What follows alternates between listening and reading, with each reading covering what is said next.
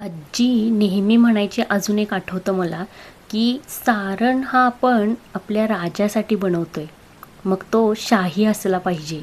त्यामुळे ती केव्हाही जेव्हा मोदकाचं सारण बनवायची ना, तर ते असं शाही सारणच तिचं असायचं. गमतीनं नेहमी म्हणायची, की माझा राजा कसा उदात्त मनाचा आहे, किती मोठा आहे.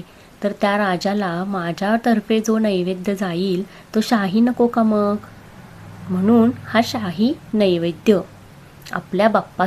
सगळ्यात महत्त्वाची टीप काय असते माहिती आहे? जेव्हा आपण उकडीसाठी पाणी तापवत ठेवलेलं असतो ना, तर त्याला एक उकळी आली की नाही हे आधी चेक करायचं आणि मगच त्याच्यावरती चाळण ठेवून त्याच्यावरती मोदक हे पेरायचे.